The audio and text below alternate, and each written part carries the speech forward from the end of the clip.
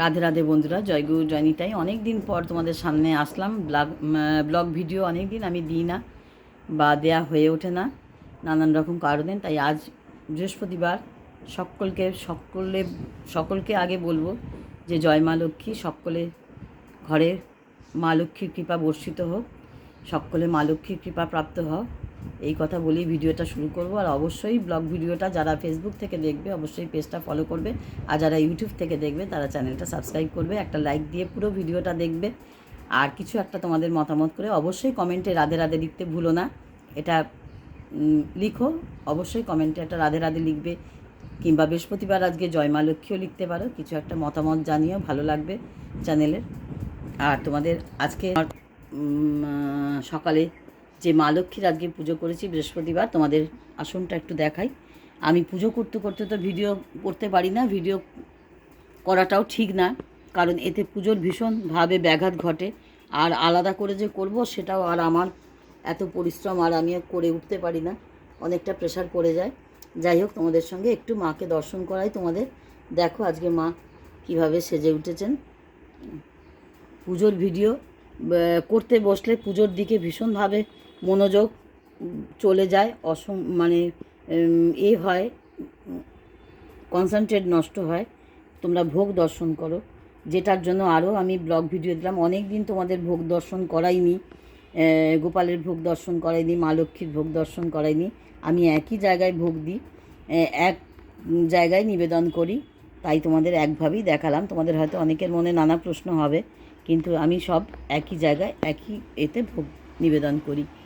যাই হোক, তোমাদের একটু গোপাল দর্শন করাই। গোপাল স্নান টান করে, যা গরম পড়েছে, গোপালের অবস্থা খুবই শোচনীয়, জানো তো, খুব অবস্থা খারাপ। তাই ন্যাপি ড্রেস পরে আছে, কোনো জামা টামা পরেনি।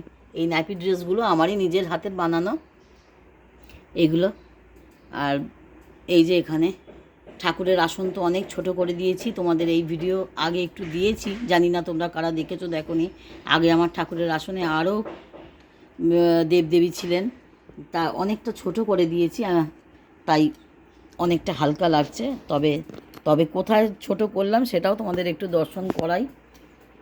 ভিডিওটা মাঝে মাঝে একটু কালো কালো হয়ে যাচ্ছে, কেন কি জানি বুঝতে পারছি না। যাই হোক, এদিকের লাইটটা একটু জ্বালিয়ে দাও তো, এখানে একটু ভগবানকে দর্শন করাই। এই দেখো, আর যেগুলো আমি মানে ঠাকুরের আসন থেকে এইখানে আমি সব গুছিয়ে রেখেছি। এইখানেই ভগবানকে একটুখানি ফুল ধূপ ধুনো দেখাই, আর প্রসাদ একই জায়গায় দিই। কারণ তোমাদের একটা কথা একদিন বলেছি, এইখানে সব নিচে ঠাকুরের সমস্ত জিনিস অর্গানাইজ করে রেখেছি, যাতে হাতের কাছে সব কিছু পাই। তোমাদের একটা জিনিস তোমাদের বলি, বয়সের সঙ্গে সঙ্গে মানুষের কর্মক্ষমতা তো অনেক কমে যায়, তাই তার মতন করে আবার নিজের মতন করে আবার একটু ভগবানকে কিভাবে সেবা দেব সেই ব্যবস্থাটা করে নিতে হয়। হ্যাঁ, আমি কিন্তু ভিডিও করতে করতেই তোমাদের ভয়েস ওভার দিচ্ছি, আর আমি আলাদা করে ভয়েস ওভার দেওয়ার মতনও আমার আর শারীরিক ক্ষমতা নেই, বুঝতে পেরেছো? আর এই যে এখানে আমার বাবা বিশ্বেশ্বর এখানে বিরাজমান, এখানে রাধা গিরিধারী বিরাজমান, আর ভেতরে যে দেখালাম রাধা রমন, আর এই যে বাঁকে বিহারীজি, আর এই দিকে আছে গিরিধারী, এদিকে আছে মদন মোহনজি। হ্যাঁ, আর এই যে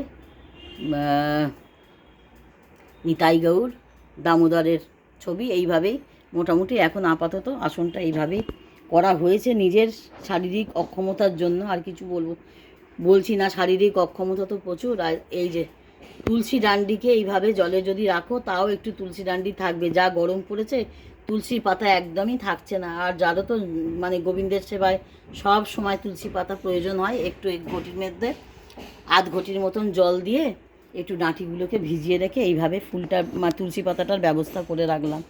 অনেক ছোট করে দিয়েছি আসন, অনেক ছোট করে দিয়েছি। এই যে রাধারমন আমার ভেতরে, মা ভবতারিণী ভেতরে, গণপতি বাব্বা ভেতরে, রাম সীতা লক্ষ্মণ হনুমানজি, মা ভবতারিণী, আদ্যামা, মা লক্ষ্মীর সমস্ত মাঙ্গলিক জিনিসপত্র। এই দেখো তোমাদের একটু দেখাই, এইভাবেই সমস্ত রেখেছি। হ্যাঁ, যাই হোক, শারীরিক কারণে তোমাদের বলছি অনেক ছোট করে দিতে হয়েছে, অনেক ছোট করে দিতে হয়েছে। আমি ভেলোর থেকে ফিরে আসার পরেই এইভাবে ছোট করে নিলাম। আর আমার কোমরের অবস্থা ভালো নয় বলে বেশিক্ষণ বসা পরিষ্কার করা পেরে উঠি না বলে এইভাবেই করি। যাই হোক, ছোট্ট ব্লগ বেশি বড় করিনি, ছোট্ট, সবাই একটু পুরোটা দেখো, পুরোটা কভার করো, নিজের মতামত একটু জানিও, আর অবশ্যই চ্যানেলের পাশে থেকো। সকলে সুস্থ থেকো, ভালো থেকো। যারা যেখান থেকে ভিডিওটা দেখছো প্রত্যেকে জয় মা লক্ষ্মী, রাধে রাধে কিছু একটা কমেন্ট বক্সে লিখবে, তাহলে ভালো লাগবে। সকলে ভালো থেকো, সুস্থ থেকো। আবার পরবর্তী ভিডিও তোমাদের সঙ্গে দেখা হবে। অনেক দিন ভিডিওর সামনে আসি না, অন ক্যামেরায় ভিডিও করি না, ব্যাক ক্যামেরাতেই করি, ভয়েস দিই। আজকে একটু সামনে এলাম, অনেক দিন পর ব্লগ ভিডিও দিলাম, তোমরা দেখো। সকলের আশা করি ভালো লাগবে। আর ভোগ দর্শন করো, অবশ্যই ভোগ দর্শন করো, কারণ ভোগ দর্শনে দুর্ভোগ কাটে।